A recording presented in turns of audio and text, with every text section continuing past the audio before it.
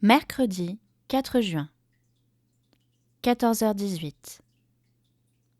Radioactive, Imagine Dragons. Putain, mais c'est quoi ce bordel? Qui a mis cette saloperie ici? La voix furieuse de Karine emplit tout le secrétariat, sans aucune considération pour nos pauvres oreilles sensibles. Toutefois, son ton évoque cette fois-ci une véritable colère. Il est différent de ses habituelles crises et récriminations en tout genre. Elle se tient face à un échantillon posé sur un chariot du secteur adulte, le nez froncé de dégoût, les yeux lançant des éclairs, les bras écartés, ses mains gantées en l'air.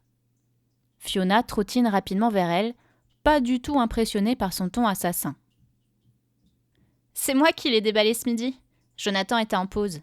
Il n'y avait pas de bon de commande et ça ressemblait à rien. Comme c'est un de vos clients, j'ai pensé que c'était pour vous.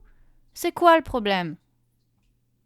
Je me lève de ma chaise et me rapproche, curieuse, pour regarder le flacon en question. Effectivement, il n'est pas très évocateur, puisque contrairement à la majorité des flacons que nous utilisons, il n'est pas transparent. Impossible donc d'essayer de déterminer à l'œil nu de quel type de rêve il s'agit.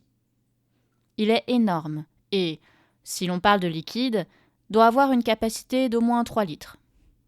Sur sa surface blanche est simplement écrit au marqueur noir le nom du client, un hôpital qui nous envoie régulièrement des échantillons de rêves adultes. Je ne vois vraiment pas où est le problème, si l'on exclut l'absence de demande d'analyse. Petit point de détail que les clients ont tendance à régulièrement oublier. Nos clients aiment penser qu'ils sont seuls et que nous sommes des devineresses. « On a toutes reçu un mail à propos de ce putain de truc, Fiona !» continue Karine avec sa grossièreté habituelle. « On devait recevoir aujourd'hui ou demain un flacon exactement comme celui-là, avec suspicion de cauchemar de niveau 5 à l'intérieur. C'est super dangereux, bordel !» Fiona ne baisse pas la tête face à Karine, mais elle blêmit. « Comment ça, super dangereux ?» demande-t-elle d'une voix qui se veut encore ferme. « De 1 ! Ça peut nous péter à la gueule. Et de 2, ça devrait être dans un emballage spécial avec le logo et tout le tout-team, parce que tu peux te prendre des particules de cauchemar dans la tronche et à cette puissance, ça peut être carrément pas beau à voir. » T'es sûr que c'est ce flacon ? Il était comme ça dans le carton ? Il n'y avait aucun logo ?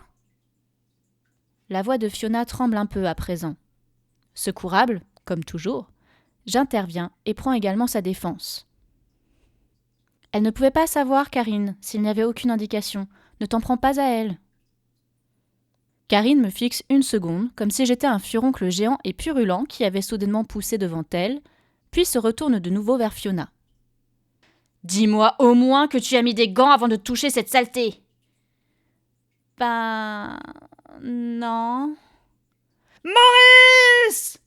hurle alors Karine, nous faisant toutes sursauter. Maurice pointe avec réticence le nez à la porte de son bureau, qui est à l'opposé du secteur adulte, preuve qu'il nous avait parfaitement entendus jusqu'ici et n'avait pas jugé bon d'intervenir. « Oui ?» demande-t-il d'une voix molle. « Maurice, on a un putain de problème de contamination sur les bras !» annonce Karine, tranchante. « Oh, ce n'est sûrement pas aussi grave que ça, voyons !» proteste mollement notre chef vénéré. « Maurice, il faut appeler ce putain de client immédiatement. Et nous, on va devoir désinfecter tout le secrétariat parce que Fiona s'est baladée partout après avoir touché ce putain de flacon à main nue. » Sentant qu'il est obligé de remplir ses fonctions, Maurice sort de son bureau et se dirige mollement vers nous, son carnet à la main. Il note lentement le nom du client en soupirant. « Je te préviens, Maurice !»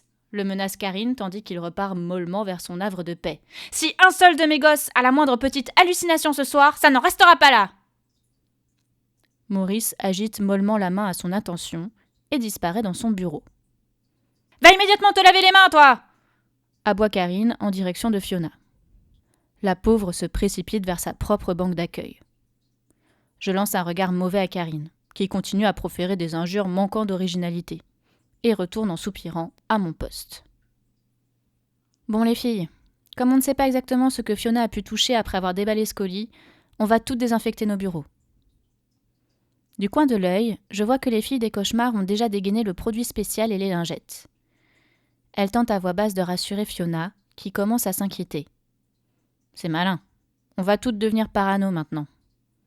On a toutes lu des articles sur les accidents survenus dans des laboratoires comme le nôtre. Si vous êtes contaminé par un cauchemar, vous pouvez n'avoir que de légères hallucinations pendant quelques heures, mais vous pouvez aussi avoir des accès de folie, voire même devenir complètement cinglé, si c'était un cauchemar de niveau très élevé. On en reçoit rarement, mais quand c'est le cas, il y a tout un protocole à respecter. Emballage de protection, logo, ne manipuler l'échantillon qu'avec des gants et un masque. Il est emmené aussitôt dans le labo et géré immédiatement par les techniques. Nous envoyer une telle merde dans un carton, sans aucune indication, c'est de la connerie pure et simple. Je n'aime pas sa manière de gérer les choses, mais je comprends la colère de Karine. Si j'avais moi aussi 4 enfants chez moi, je serais furieuse comme elle. Et puis on a bien assez de boulot comme ça, on n'a pas besoin en plus d'un problème de contamination.